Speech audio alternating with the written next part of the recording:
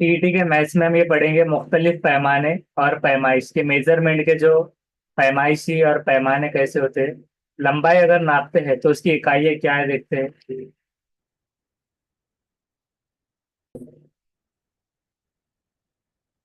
तो 1 सेंटीमीटर वो बराबर होता है 10 मिलीमीटर के mm। सीएम सेंटीमीटर का बराबर है 10 मिलीमीटर के। और 10 सेंटीमीटर वो बराबर होता है 10 डेसीमीटर के।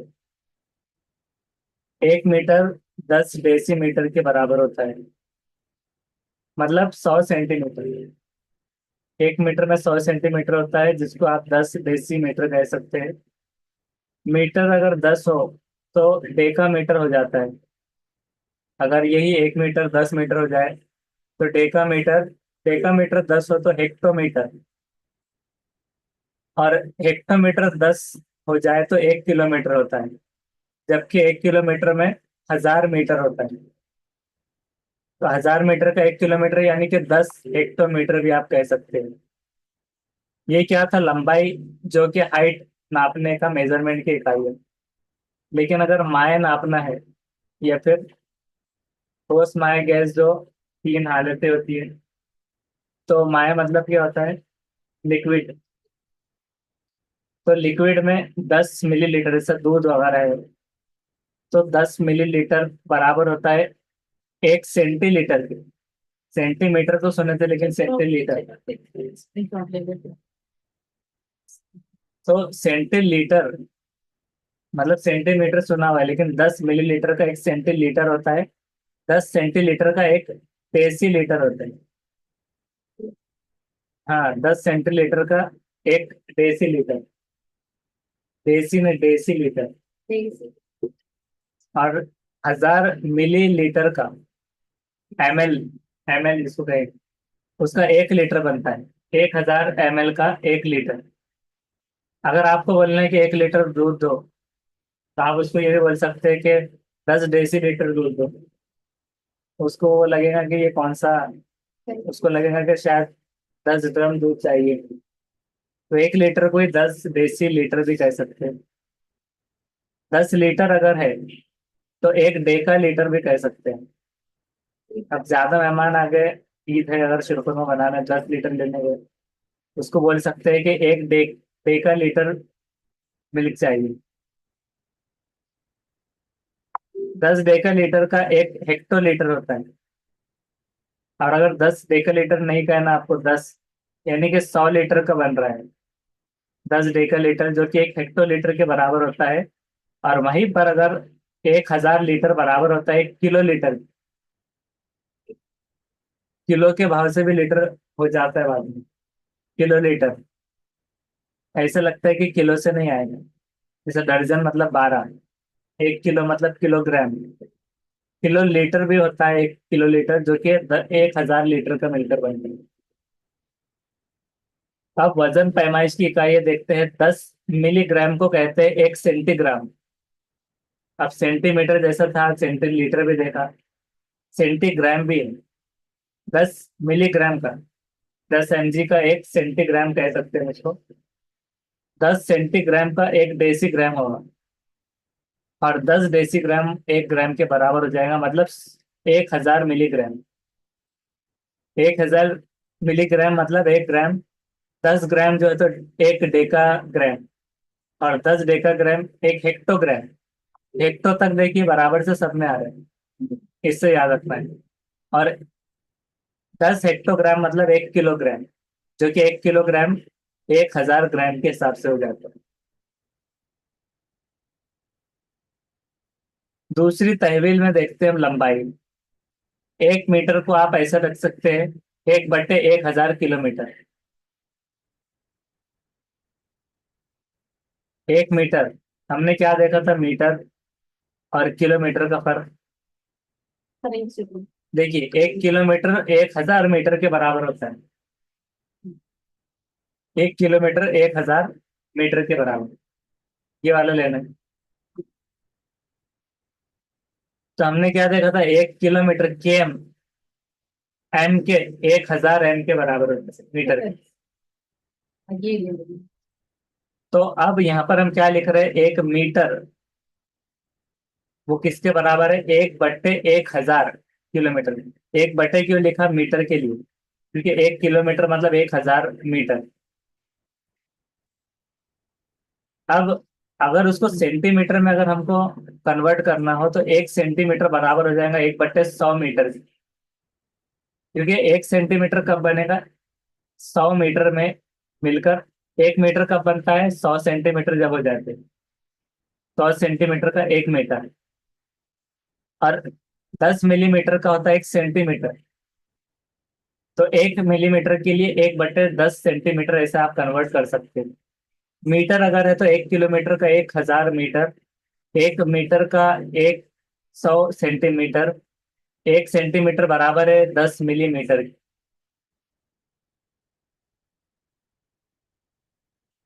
अब हम बात करते हैं मुरब्बा सेंटीमीटर की। एक मुरब्बा मीटर कितने के बराबर होता है, 100 × 100। तो 100 × 100 होता है 10,000 मुरब्बा, यानी कि स्क्वायर सेंटीमीटर मुरब्बा।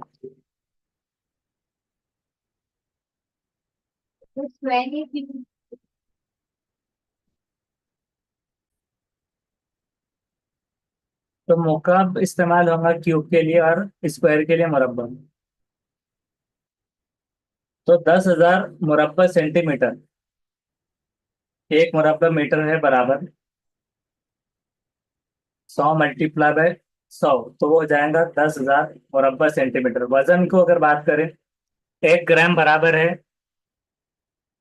1 ग्राम को कैसे लिखेंगे, 1/1000 किलोग्राम, क्योंकि बटे 1 किलोग्राम मतलब 1,000 ग्राम का मिलके बनता है।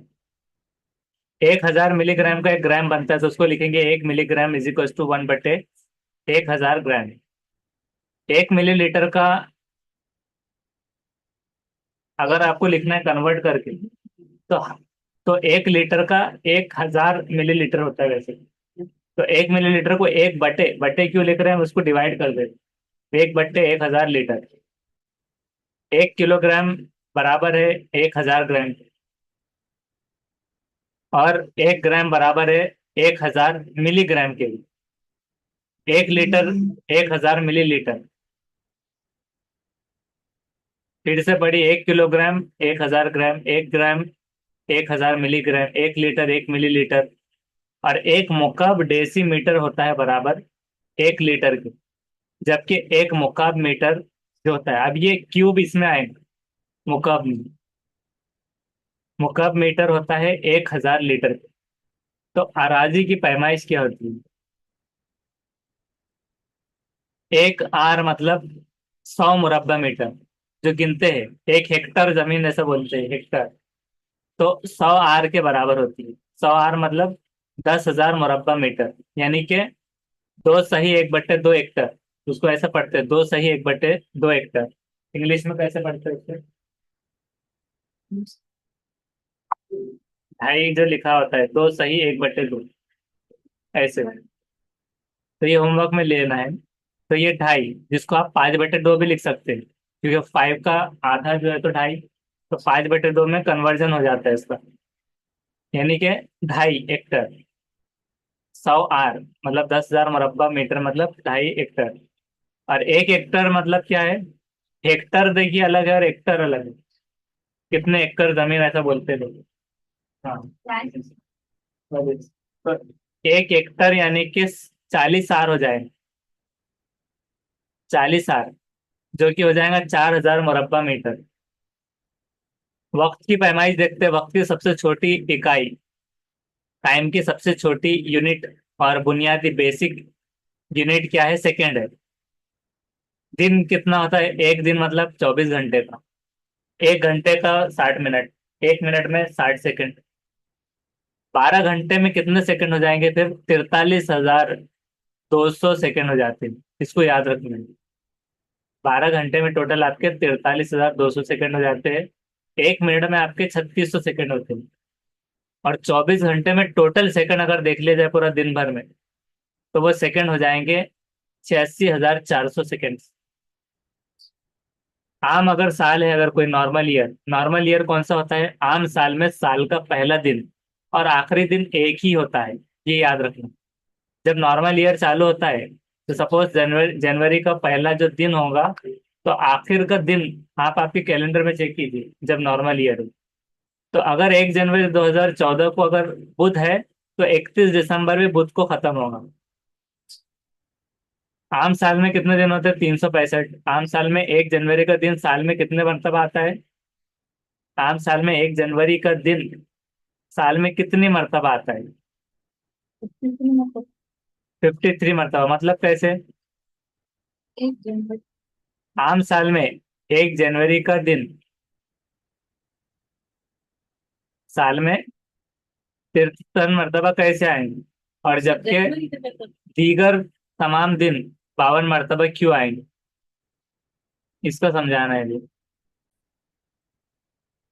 तो चूंकि ये मंथ उन्होंने दे दी है, इसको उन्होंने कोई वीक का नाम देना चाहिए था, जो कि जैसे कि मंडे ट्यूसडे। तो हम उसको एक बार क्रॉस चेक करते हैं। मंडे या संडे इस तरह से होगा, which day comes 53 times in a normal year. ये हम डालेंगे ईयर। तो देखिए, Monday will occur 53 times each, while the other 5 days of week will occur 52 times. और वो क्यों आएगा उसका एक एक्सप्लेनेशन भी है कि 52 दिन ही क्यों आए। डेज ऑफ वीक देखिए, 52 × 7, लीप ईयर में 366 दिन होते हैं, तो वहां पर 52 फुल वीक्स होते हैं और 2 एक्स्ट्रा दिन हो रहे हैं। तो 364 दिन वहां पर ये काउंट हो रहे हैं 52 के हिसाब से। और 2 दिन जो ले रहा है तो वो क्या ले रहा है कि मंडे ले रहा है। और days of week normal year में ये ले रहा है कि 365 में अगर संडे है 365वां दिन, तो 366वां दिन मंडे हो जाएगा। तो इस तरह से संडे और मंडे मिलाकर इसकी तादाद क्या हो गई? एक्स्ट्रा डेज में मंडे एक बार और आ गया। और उसी तरह से अकरेंस को काउंट करते हैं एक्स्ट्रा डेज, तो मंडे 53 वक्त में आ गया, और ये बाकी सारे अगर काउंट करें तो 52 टाइम्स आएंगे फुल वीक्स में। तो इस वजह से लीप ईयर में जो स्टार्ट होता है अगर संडे से, तो अगर स्टार्ट होगा 53 टाइम्स, तो संडे और मंडे लीप ईयर में। ऐसे कुछ एक्सप्लेनेशन है उसके।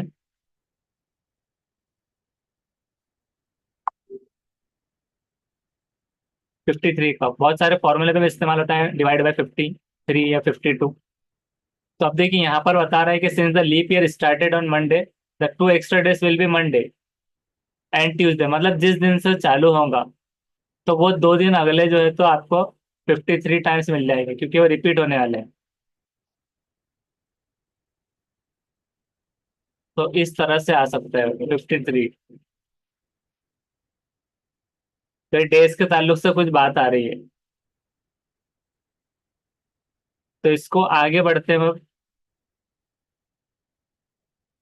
आम साल में फरवरी का 28 दिन होने की वजह से अगले महीने में उसी तारीख को आने वाला दिन एक जैसा होता है। मतलब आमतौर से क्या होता है कि फरवरी में 28 दिन होने की वजह से अगला महीना उसी तारीख को आने वाला दिन एक जैसा होता है। मिसाल के तौर पे, अगर 5 फरवरी को अगर बुध था, तो 5 मार्च को भी बुध होगा। तो 1 फरवरी को जो होगा, तो वही नॉर्मल ईयर में वही हो जाएगा। एक बार कैलेंडर आपका देख लेना।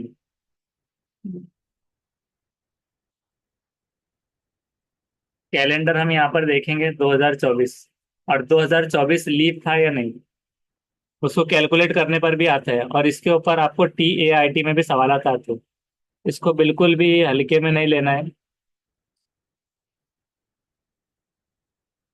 कि इसके ऊपर जो सवाल आते हैं तो TAIT में भी आएंगे आपको। बहुत इंपॉर्टेंट है ये टॉपिक। देखिए, ये 29 ये लीप ईयर था। तो नॉर्मल अगर ईयर की बात करें तो सैटरडे को 4 था, यहाँ पर लीप ईयर बढ़ने से ही हो गया। लेकिन अगर हम 2023 का अगर कैलेंडर देखेंगे, जो कि है नॉर्मल ईयर, तो नॉर्मल ईयर में सेम डे रिपीट होता है। अब 23 या 24 आने वाला जो 24 रहेगा, ये 25 रहेगा। अभी 24 चढ़ा है, हम 25 का देखते हैं। कैलेंडर 2025, क्योंकि आने वाला जाने वाले से बेहतर समझ में आ जाएगा इस हिसाब से। तो यहाँ पर ही कैलेंडर देखिए फरवरी का, अगर 1 फरवरी सैटरडे से चालू हुई तो मार्च की भी सैटरडे है, और हर दिन देखिए वही डेज को रिपीट है, 28 तक, फ्राइडे तक। तो नॉर्मल डेज में जो दिन से अगर फरवरी काउंट होता है तो वही आ जाता है। और नॉर्मल दिन में जैसे कि अगर ये वेंसडे से चालू हुआ था, तो देखिए खत्म जो होगा दिसंबर में, नॉर्मल ईयर, तो दिसंबर में खत्म होने के वक्त में भी वो वेंसडे पर आ गया। तो मतलब जनवरी की बात नहीं हो रही है, पहला जो पॉइंट था कि जनवरी का दिन जिस दिन से चालू हो रहा है ऐसा होना चाहिए था, जिस दिन से भी वो चालू हो रहा है तो नॉर्मल ईयर में 53 मरतबा काउंट होगा। क्योंकि हमने क्या पढ़ा कि हर साल पहला दिन और आखिरी दिन एक ही होता है, तो ये एक्स्ट्रा काउंट हो गया ना।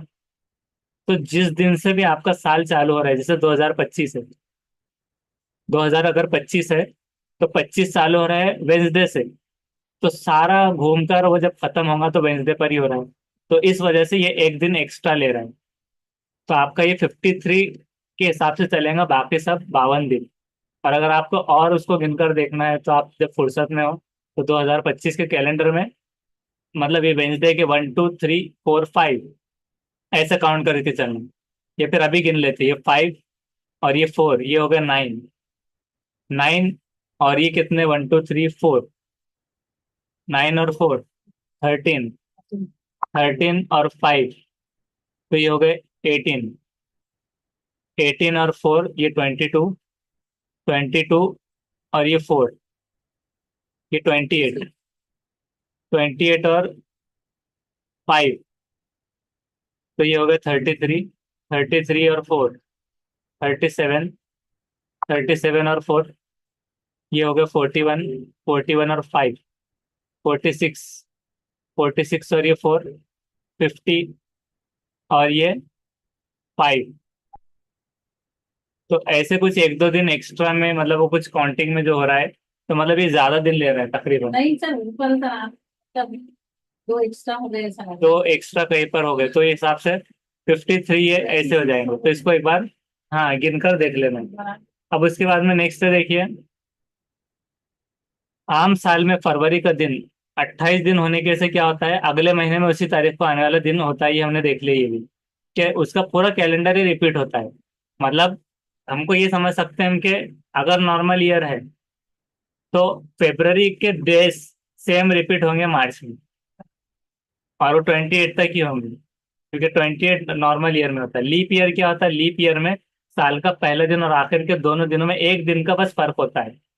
जैसे कि अगर 1 जनवरी है तो पीर हो जाएगा 31 दिसंबर को, क्यों, क्योंकि 2 दिन एक्स्ट्रा हो गए थे ना लीप ईयर में। तो अब इतवार और पीर ये 2 दिन एक्स्ट्रा हो जाएंगे, तो लीप ईयर में फिर क्या हो जाएंगे कि देखिए 2 दिन यहाँ पर बता दी, देखिए लीप साल में 1 जनवरी और 2 जनवरी के रोज आने वाले। अभी समझ में आया कि क्या कहना चाह रहे थे, ये कहना चाह रहे थे कि 1 जनवरी का दिन मतलब जो भी दिन होगा 7 दिनों में से वो 53 मरतबा आएंगे। ये समझ में आया कि 1 जनवरी हमेशा 53 बार, ऐसा समझ में आया कि महीना कैसे रिपीट हो सकता है, तो 1 जनवरी का दिन मतलब पीर मंगल बुध जुमेरात ऐसा है। तो आम साल में 53 मरतबा, और जब लीप ईयर हो तो उस मंथ में 2 मरतबा, यानी कि 1 और 2 जनवरी को आने वाला जो भी डे हुआ, चाहे वो सैटरडे से चालू हुआ, चाहे वो मंडे से, चाहे वो ट्यूसडे से, तो ट्यूसडे वेंसडे थर्सडे फ्राइडे जो भी 2 दिन होंगे वो 53 बार रिपीट होंगे। और क्या है, लीप ईयर में 366 दिन होते हैं और फरवरी का महीना 29 दिन का होता है, ये तो सबको पता है। और बाकी बचे हुए दिन 52 मरतबा, यदि नॉर्मल हो या फिर आम दिन हो तो वो दिन 52 ही आएंगे। सिर्फ लीप ईयर में 2 दिन 53 बार होंगे। लीप मतलब जिसमें 29 हो जाती है फरवरी में। लीप साल में फरवरी का महीना 29 दिन का होता है, इसलिए अगले महीने में उसी तारीख का दिन एक दिन आगे चला जाता है। जैसे कि अभी हमने 2024 का कैलेंडर निकाला था, तो उसमें अगर इतवार अगर 5 फरवरी को होंगी तो जो कैलेंडर है वो आगे चलेगा थोड़ा। अब हम देखते हैं 2024 का अभी का कैलेंडर। लीप ईयर वाला। देखिए 2024 का कैलेंडर है।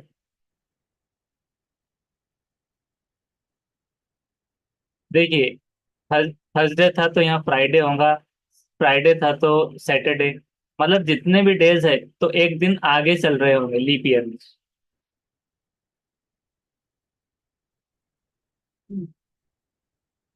30 दिन वाले महीने में उसी तारीख को आने वाला दिन दूसरे महीने में 2 दिन आगे चला जाता है। अगर कोई महीने में 30 दिन है, अगर कोई महीने में 30 दिन है, कौन कौन से महीने में होते हैं 30 दिन? वो होते हैं, देखिए, अप्रैल 1 महीना, जून 2 महीना, सितंबर 3 महीना, नवंबर 4 महीना, सिर्फ 4 ही महीने याद रखना है। अप्रैल जून, अप्रैल याद रखना है, जो फाइनेंशियल ईयर चालू होता है याद रखने के लिए, कि फाइनेंशियल ईयर अप्रैल से चालू होता है, मार्च एंडिंग के बाद। तो मार्च तक उसको टेंशन नहीं लेना है, अप्रैल से चालू होगा 1 महीना, और 1 महीना स्किप करके जून पे गया, और डायरेक्टली सितंबर, 4 6, और उसके बाद 9 और 11। ऐसा कोड भी याद रख सकते हैं, 4 6 9 और 11, उसके मंथ के नाम के हिसाब से। 4 6 9 11, 9 11 रेमस्टेरियो वगैरह WWE में। तो 4 6 9 11 ऐसे याद रख लेना है, तो ये होते हैं 30। अब क्या कहा जा रहा है कि जिस महीने में 30 महीने, जिसमें 30 दिन होते हैं, तो उसी तारीख को आने वाला दिन दूसरे महीने में 2 दिन आगे चला जाएगा। अगर जुमा हो तो इतवार पे चला जाएगा। अब हम देखते हैं क्या सच में है। 4 वाले पे आते हैं, ये था ट्यूसडे, तो बराबर थर्सडे पे गया, 2 घर आगे, और पूरा कैलेंडर रिपीट होता है वहीं तक। अगर ये वेंसडे पे क्लोज हुआ है तो ये फ्राइडे पे होगा। उसी तरह से हम चेक करते हैं कि क्या जून में भी वैसे ही हुआ। संडे था तो ट्यूसडे पे चला गया अगले महीना। ठीक है, इसके बाद हम देखते हैं कि सितंबर में क्या वैसे ही हुआ।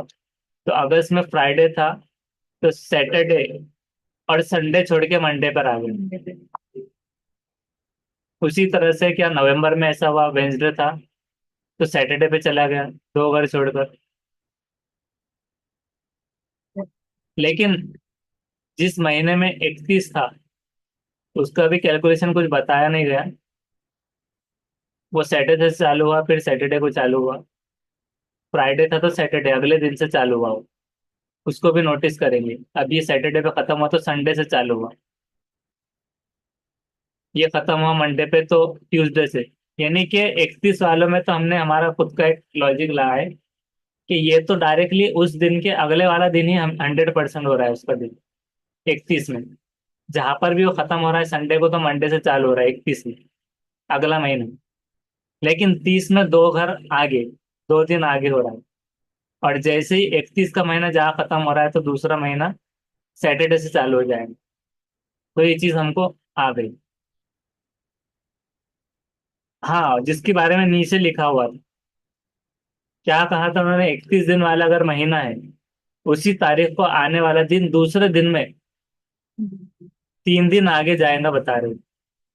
31 दिन वाले महीना में उसी तारीख को आने वाला दिन दूसरे दिन में, ये थोड़ा अलग सिरे से बता रहे हैं। हमने जो कैलेंडर स्टार्ट होगा वो देखिए, वो भी सही है। अब ये जो बता रहे हैं तो ये दिन की बात कर रहे हैं, ये डे की नहीं।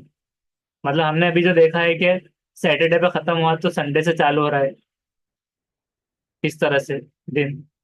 तो इसमें ये देखते हैं हम कि 31 दिन वाले महीने में उसी तारीख को आने वाला दिन दूसरे दिन में 3 दिन आगे चला जाएगा। अगर 20 मई अगर है तो जुमा, मंगल के बाद जुमे को 20 मई आ रही है, तो हम देखते हैं कि मई में आते हैं। 20 मई कब है? Sunday Monday Tuesday. तो अगले महीने में 20 तारीख कब जा रही है? Wednesday Thursday Friday. मतलब वही 20 तारीख, सिर्फ अगर आप डेट को ही पकड़े, आपको ये सोचना है, आपको ये नहीं कहना है कि 31 पे खत्म हुआ तो वो तो फ्राइडे पे खत्म हुआ तो सैटरडे को ही चालू होगा, वो तो सबको पता है। आप ये देखना चाह रहे हैं कि दिन स्टार्ट का नहीं देख रहे हैं, आप ये देखना चाह रहे हैं कि जो डेट है, डेट जैसे अगर एक है तो एक तारीख है, अगर 31 दिन से उस पर क्या फर्क पड़ रहा है। तो वो अगर वेंसडे थी तो ये भी 2 दिन छोड़कर आगे जा रही है अगले महीने में।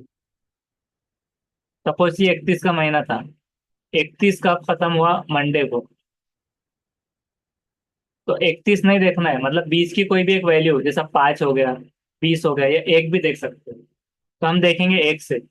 अगर 1 तारीख को था सैटरडे, तो अब अगले महीने में सैटरडे कब आएगा, तो 2 दिन के बाद। संडे मंडे छोड़ के ट्यूसडे को आएगा, तीसरे दिन आएगा, जैसा नल कैसे आता है उतने दिन के बाद, वैसा। तो यानी कि अगर जनवरी का महीना अगर 31 तारीख का था, 31 दिनों का था, अगर उसको वेंसडे को अगर 1 तारीख आती थी तो अगले महीने में कब आएगा। तो उसको बोलना है कि 3 दिन बाद, जैसे कि मंडे ट्यूसडे के बाद वेंसडे जो था, तो वेंसडे के बाद थर्सडे फ्राइडे सैटरडे, तो तीसरे दिन आएगा 31 में, वही 1 तारीख। और एक से कब तक, 30 तक, क्योंकि 31 को नहीं पकड़ सकते आप इसलिए, क्योंकि कहीं पर 28 है, कहीं पर 30 रहेंगे, तो इसलिए ये 31 नहीं देखना है। तो आप देखेंगे एक से लेकर सिर्फ 28 तक दिन, 28वां दिन भी जो दिन होगा तो वो उसके आगे फ्राइडे तक आ जाएगा। फिर उसी तरह से अगर ये सैटरडे था, ये 31 तारीख का है, अब कब आएगा, तीसरे दिन। मतलब अगर हफ्ते को आया था 1 तारीख, तो अगले महीने आएगा संडे मंडे छोड़ के ट्यूसडे को। ये 30 का है, 30 के हिसाब से हमने क्या देखा कि अगर 1 तारीख ट्यूसडे को है, तो वो भी जो है तो एक दिन स्किप करके आएगा, मतलब दूसरे दिन। ट्यूसडे को था 1 तारीख, तो वेडनेसडे छोड़ के थर्सडे। और जब 31 आ गया तो दो दो स्किप करेगा सर। skip करेंगे। हाँ तो हाँ, थर्सडे को आएगा तो फ्राइडे सैटरडे छोड़ के संडे को, ऐसा तीसरे दिन और ये दूसरे दिन, ये दो चीजें याद हो गई। अब देखते हैं आगे कि आम साल में यौम जमहूरियत जिस दिन आता है उसके 2 दिन बाद या 5 दिन बाद यौम आज़ादी आता है। आपको ये याद रखना होगा। सपोज कीजिए कि अगर फ्राइडे को अगर आ गया यौम जमहूरियत, तो आपके पास यौम जमहूरियत कब आता है, 26 जनवरी को। तो 26 जनवरी अगर आ गई तो आपने समझ जाना है कि यौम आज़ादी अब ये दिन आने वाला है। आपको कैलेंडर देखने की जरूरत नहीं है। और जिस दिन यौम आज़ादी होगा उसी दिन यौम अतफाल भी रहेंगे। ये आपको स्कूल में आपके दिमाग में आ जाएंगे। सपोज कीजिए 26 जनवरी आ गया था इतवार को, तो 5 दिन बाद या 2 दिन बाद ये चीजें हो सकती है। तो अब हम देखेंगे दोनों में, आम साल में यौम जमहूरियत और लीप ईयर में भी देखेंगे। तो पहले हम आम साल का देखते हैं। 26 जनवरी हमारे पास कब था, संडे को आया था, देखिए 2025 में आने वाला है, मतलब इस बार। तो ये 25 में जो जनवरी आने वाला है 26 में, तो अगस्त में 15 अगस्त कब आएंगी, तो 15 अगस्त उसके 5 दिन के बाद आने वाला है। मतलब ये 26 जनवरी संडे को था, तो Monday Tuesday Wednesday Thursday Friday. देखिए Monday Tuesday Wednesday Thursday Friday, हाथ पे गिनना है, फ्राइडे के दिन आने वाला है। या तो आप ये बोल सकते हैं कि 4 दिन छोड़कर ये 5वें दिन, 4 दिन छोड़कर ये 5वें दिन। और जिस दिन 15 अगस्त आ गया तो 14 नवंबर भी उसी दिन होगा। तो आप दिमाग में लगा सकते हैं 26 जनवरी आया था संडे को, आप जाकर आ गए जल्दी। लेकिन अब याद रखना है कि आप, आपको 15 अगस्त और 14 नवंबर दोनों दिन ही आने वाले हैं उसके 5 दिन के बाद। आप खड़े खड़े असेंबली में बोल सकते हैं बगैर कैलेंडर देखे। लेकिन अगर कोई साल अगर लीप ईयर है तो फिर उसमें क्या होगा, उसमें कंडीशन अलग होगी। लीप साल में यौम जमहूरियत जिस दिन आता है, अब देखिए यहाँ पर कंडीशन भी है, या तो 2 दिन बाद या 5 दिन बाद, और ज्यादा 5 दिन के बाद होता है। लेकिन 2 दिन भी कभी कभार दिमाग में रख सकते हैं, अब ये हो सकता है। लीप साल में अगर यौम जमहूरियत जिस साल आता है जिस दिन, उसके एक दिन पहले यौम आज़ादी आएगा, और जिस दिन यौम आज़ादी होगा उसी दिन यौम अतफाल। अगर ये जुमेरात को है तो उसके एक दिन पहले हो जाएगा लीप ईयर में। मिसाल के तौर पे लीप ईयर कौन सा था, 2024। 24 का कैलेंडर में आते हैं, 26 जनवरी हमारे पास कब, फ्राइडे को। तो क्या बुध के जुमेरात के दिन आने वाली है, 15 अगस्त। तो देखिए थर्सडे के दिन है बराबर, और 14 नवंबर भी थर्सडे को। लीप ईयर हो तो एक दिन पीछे, नॉर्मल ईयर हो तो 5 दिन आगे। ये याद रख लेना। किसी भी साल में यौम आज़ादी 15 अगस्त और यौम असातिज़ा, अगर किसी ने बोल लेगा तुमको बहुत पता है चिल्ड्रंस डे, चाचा नेहरू का, 15 अगस्त, 26 जनवरी, इतना ही पता है, तो यौम असातिज़ा बता दीजिए। 5 सितंबर, टीचिंग से रिलेटेड। तो आपको याद रखना है कि किसी भी साल में यौम आज़ादी 15 अगस्त और यौम असातिज़ा 5 सितंबर एक ही दिन आते हैं। तब उसके हिसाब से ही हो जाएगा कि जो आप 14 नवंबर पकड़ रहे थे, अब हर एक में रख के देखिए 5 सितंबर में। जैसे 26 जनवरी इसमें आने वाला है 25 में, संडे को। तो ये कब आएगा, फ्राइडे को। और 15 अगस्त, अगर ये फ्राइडे को आएगा तो 5 सितंबर भी फ्राइडे को आएगा, और 14 नवंबर भी फ्राइडे को आएगा। अगर लीप ईयर है तो अगर ये एक दिन पहले था, 26 जनवरी फ्राइडे को था, तो ये उसके एक दिन पहले थर्सडे को आएगा, कौन सा, 15 अगस्त। तो 5 सितंबर भी थर्सडे को आएगा और 14 नवंबर भी थर्सडे को आएगा। तो आप 26 जनवरी के दिन ही खड़े रहकर आगे कैलेंडर पढ़ के सुना सकते हैं सब। तो लीप ईयर और आम ईयर का ये फर्क याद रखना है। लेकिन देखिए यहाँ पर ये बता रहे हैं कि लीप ईयर में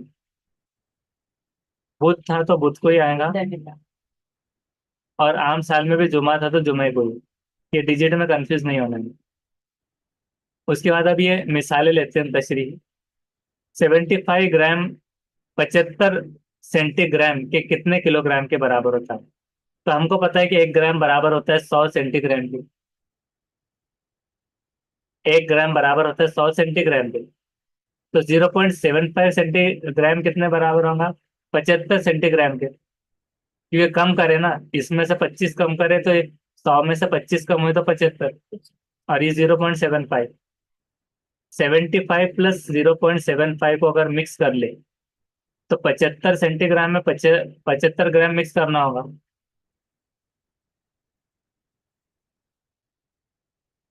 75 सेंटीग्राम में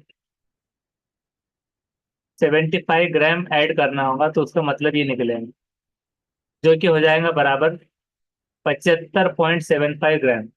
यानी 75 ग्राम 75 सेंटीग्राम कितने किलोग्राम होगा। उसके बाद 1 किलोग्राम में कितने होते हैं, 1000 ग्राम। तो 75.75 ग्राम ये हो जाएगा बराबर, इसको भाग देना है 3 जीरो से। तो 3 जीरो पीछे लगाना है उसके। मिसाल के तौर पे ये 75 है तो एक आशार्य आगे, दूसरा आशार्य आगे, और अब आशार्य ना बचा तो 0.075। फिर से देखते हैं, इसको 1000 गुना पीछे अगर ढकेलना है तो फिर हम क्या करते हैं, ये 1 जीरो ये पीछे लिया, आशार्य यहाँ बढ़ा है, ये 100 का आशार्य यहाँ बढ़ा है, तो ये 0 पॉइंट पे आ गया। लेकिन अब 1 जीरो बचा था तो 0.07575 जमा करना है। 8 सेंटीमीटर का 8 डेसीमीटर है, 18 मीटर है। उसमें जमा करना है 10 मीटर, 60 डेसीमीटर और 7 सेंटीमीटर। 8 मीटर, 3 डेसीमीटर और 5 सेंटीमीटर, तो टोटल कितने मीटर के बराबर है? अब हम इसको डेसीमीटर ये नया रखते हुए हम डायरेक्ट लिखेंगे, 18 8 8 10 7 7 8 3 5। 18 10 और 8 कितने होते हैं, 38। 8 7 और 3 कितने होते हैं, देखिए 8 7 और 5 कितने होते हैं, पहले इधर से करेंगे। यानी 8 और 7 होते हैं 15, 15 और ये 20 हो गए, 20 का जीरो और ऊपर दो, तो ये बन गए 10। 10 और 7 कितने होते हैं, 17। 17 और 3 20, फिर से बने तो जीरो लिखे और दो ऊपर, ये बन गए 20, 18 वाले। 20 और 10 30 और 8 38। तो 38 मीटर, इतना आसान था जमा करने में। कितने मुरब्बा मीटर? 8 मुरब्बा मीटर के बराबर है। तो हमको पता है कि 1 मीटर बराबर होता है 100 सेंटीमीटर के। 1 मीटर ज़रब 1 मीटर होता है 1 मुरब्बा मीटर। तो वो हो जाएगा 100 सेंटीमीटर अगर है तो 100 सेंटीमीटर के बराबर, उसमें ज़रब में। तो ये हो जाएगा 100 के 2 जीरो, ये 2 जीरो 4 जीरो को एक जगह रखना है तो 10,000 मुरब्बा सेंटीमीटर। जबकि 10,000 अगर मुरब्बा सेंटीमीटर किसका निकला, एक बुरा मुरब्बा मीटर का, तो 8 मुरब्बा मीटर में 8 से भाग कर देना है तो ये हो जाएगा 80,000 मुरब्बा सेंटीमीटर। एक बार और देखते हैं कितने मुरब्बा मीटर 8 मुरब्बा मीटर के होते हैं। तो अभी हमको पहले 1 मुरब्बा मीटर का देखना है, लेकिन मुरब्बा मीटर भी नहीं पता, तो हमने देखेंगे कि 1 मीटर कितने बराबर होता है, 100 सेंटीमीटर। तो अब 1 मुरब्बा मीटर में क्या होता है, 1 मीटर ज़रब 1 मीटर, ये 1 मुरब्बा मीटर होता है स्क्वायर। तो 1 मीटर है तो हम उसको 100 सेंटीमीटर लिख सकते हैं। तो उसकी जगह हमने 100 सेंटीमीटर ज़रब 100 सेंटीमीटर किया। 100 और 100 जो है तो मुरब्बा सेंटीमीटर हमने कन्वर्ट किया। 1 मुरब्बा मीटर बराबर होगा मुरब्बा सेंटीमीटर के। अब जब ये 10,000 सेंटीमीटर निकल गया मुरब्बा, तो हम 8 से ज़रब देंगे तो 80,000 मुरब्बा सेंटीमीटर। एक लकड़ी के संदूक में 750 ग्राम वजन वाले 8 बिस्किट के जो पैकेट है, और 500 ग्राम वाले जो वजन वाले 6 मिठाई के बॉक्स है। तो बिस्किट के पैकेटों, मिठाई के डब्बों और संदूकों का कुल वजन 12 किलोग्राम होता है। तो खाली संदूकों का वजन कितने किलोग्राम है? क्या पूछ रहे? एक लकड़ी का संदूक है, उसमें 750 ग्राम वजन वाले 8 बिस्किट के पैकेट है, 500 ग्राम वजन वाले 6 मिठाई के बॉक्स है। बिस्किट के पैकेटों, मिठाई के डब्बों और संदूकों का कुल वजन टोटल 12 किलोग्राम है। तो खाली संदूक का वजन कितने किलोग्राम होता है? तो देखिए हल उसका ऐसे निकालेंगे कि 750 ग्राम फी पैकेट के हिसाब से 8 बिस्किटों के पैकेट का वजन कितना हो गया, 750 × 8। तो ये होता है 6,000 ग्राम। वो बराबर है 6 किलोग्राम। 500 ग्राम फी मिठाई के डब्बे के हिसाब से अगर 6 मिठाई के डब्बों का वजन देखे तो 500 × 6, तो ये होगा 3,000 ग्राम। वो होता है बराबर 3 किलोग्राम के। अब 9 किलोग्राम करने के लिए हम 6 और 3, ये जो 6 आया और ये जो 3 आया, 3 किलोग्राम और 6 किलोग्राम, इसके मिठाई और बिस्किटों के पैकेटों के डब्बल का टोटल वजन कर रहे हैं तो 9 किलोग्राम हो गया। तो खाली संदूक का वजन अगर कितना है, 12 है ये दिया हुआ, तो 12 में से हम निकालेंगे टोटल वजन इनका 3, 9, तो ये मिल गया 3। तो क्या हो गया, खाली संदूक का वजन 3 किलोग्राम हो गया। तो उसमें से अगर उतना निकाल ले 9 किलोग्राम, तो 3 किलोग्राम हो गए। ये मिलाकर 12 किलोग्राम। 2006 में यौम जमहूरियत जुमेरात को था, अगर यौम जमहूरियत 26 को जुमेरात को, तो उसी साल यौम असातिज़ा किसने दिन था? तो हमको पहले देखना है कि लीप ईयर है या नहीं। और लीप ईयर देखने के लिए हम क्या करते हैं, डिवाइड बाय उसको, उसका चेक करने के लिए वैल्यू होती है लीप ईयर।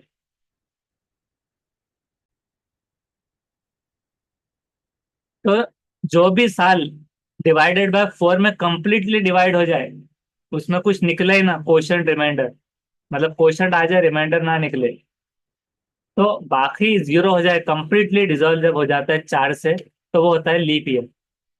जैसे कि अगर 2024 है, 2024 को लीप ईयर है या नहीं, तो 2024 जब डिवाइड करेंगे 4 से तो 506 हो गया, कंप्लीटली डिवाइड, कोई इशारे की वैल्यू नहीं। वैसे ही अगर हम 2026 से करते वो नहीं होगा, क्योंकि 5 साल के बाद का डिफरेंस होता है 4 से, तो वो लीप ईयर नहीं होगा, नॉर्मल ईयर होगा। तो 2006 क्या है, कंप्लीटली डिवाइड है क्या? 2008 लीप ईयर है, लेकिन 2006 जो है तो पूरा कंप्लीटली डिवाइड नहीं हो रहा। तो ये है आम दिन। और आम दिन है इसलिए यौम आज़ादी, अगर जुमेरात को, अगर यौम जमहूरियत जुमेरात को था, तो यौम आज़ादी और मतलब जो यौम असातिज़ा दोनों इससे पीछे आएगा, एक दिन पीछे। मतलब जुमेरात को था तो बुध को होना चाहिए जो हमने पढ़ा था उस हिसाब से, लेकिन इसमें मंगल बता रहा है तो हम 2006 का कैलेंडर हम चेक करते हैं।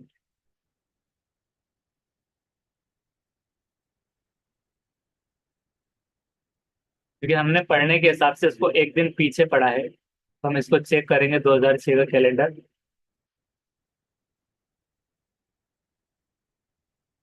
26 जनवरी देखिए इसमें सैटरडे को आया था। लेकिन ये जो भी दिन आए उससे फर्क नहीं पड़ता, हमको ये देखना है कि 15 अगस्त कब आया है।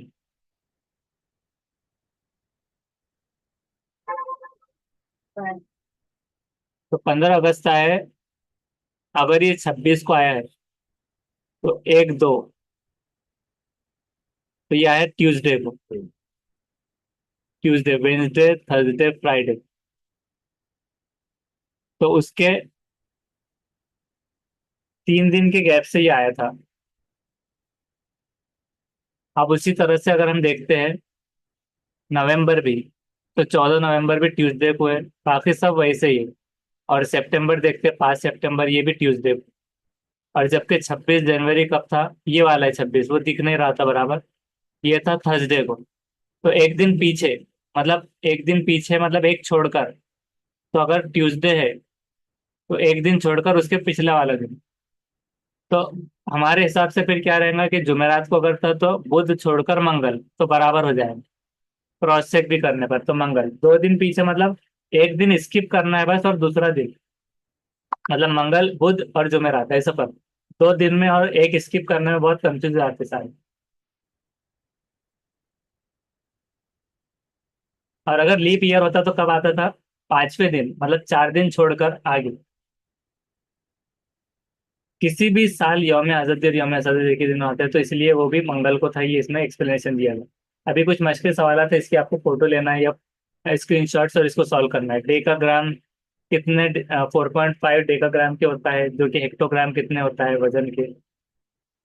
ये पूरा इसके स्क्रीनशॉट लीजिए आप। 15 अगस्त 2006 को बुध अगर था, अभी अगस्त का सवाल, तो उसी साल के किस दिन यौम जमहूरियत मनाया गया, अभी उल्टा पूछा। अगर 15 अगस्त 2006 को बुध था तो उसी साल, तो अभी क्या करना है हमें, ये 2006 का ही सवाल है जो कि नॉर्मल ईयर है, लीप ईयर नहीं। तो अगर इसको कौन सा था, बुध का दिन, तो उसके आगे जुमेरात और जुमा, तो क्या हो जाएगा, जुमा तीसरा। तो 7 का तीसरा सही है या नहीं हम देख लेंगे। जवाब, तो देखिए 7 का तीसरा बिल्कुल सही। फिर उसी तरह से 2004 में अगर यौम जमहूरियत को पीर था, अब देखिए 2004 को पहले डिवाइड करना है 4 से, ये कंप्लीटली डिजॉल्व है यानी कि लीप ईयर। तो लीप ईयर है तो उसमें आगे रहेगा, यौम जमहूरियत अगर पीर को था तो उसी साल यौम अतफाल कब होगा। तो 5वां दिन काउंट करना है 4 दिन छोड़ के। पीर के बाद मंगल बुध जुमेरात जुमा, हफ्ता, लेकिन उसमें है ही नहीं हफ्ता। फिर से गिनेंगे, पीर के बाद मंगल बुध जुमेरात जुमा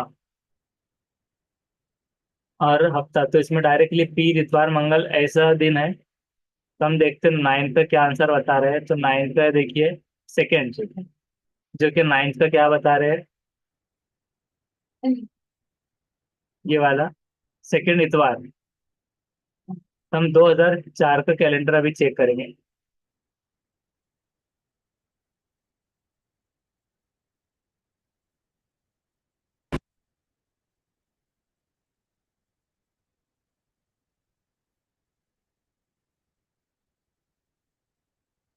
2004 के कैलेंडर में सवाल क्या था कि अगर यौम जमहूरियत पीर को था, तो यौम जमहूरियत देखिए 26 कहाँ पर है, यहाँ पर है, मंडे, पीर, ये बराबर है। इसके हिसाब से जवाब भी बराबर आना चाहिए। तो आप क्या पूछ रहे हैं, तो उसी साल यौम अतफाल किस दिन होगा। तो यौम अतफाल मतलब 14 नवंबर। तो देखिए 14 नवंबर कहाँ पर है, वो है संडे को। तो संडे मतलब बराबर। अब 5 दिन आगे कैसे हुआ वो देखना है, 1 2 3 4 5, मतलब 5 दिन छोड़कर छठा दिन ऐसा है। हाँ, तो वो स्किपिंग में कंफ्यूजन हो जाता है। इसमें क्या है कि एक दिन छोड़कर दूसरा दिन पिछला, और उसमें 5 दिन छोड़कर छठा दिन ऐसे। ये हो गया। फिर उसके बाद में दूसरे इसके स्क्रीनशॉट ले लेना है, और यहाँ पर जवाबात भी है इसके सवाल के, उसमें देख लेना है। उसके बाद अगली क्लास में हम कुव्वत नुमा के उसूल देखेंगे।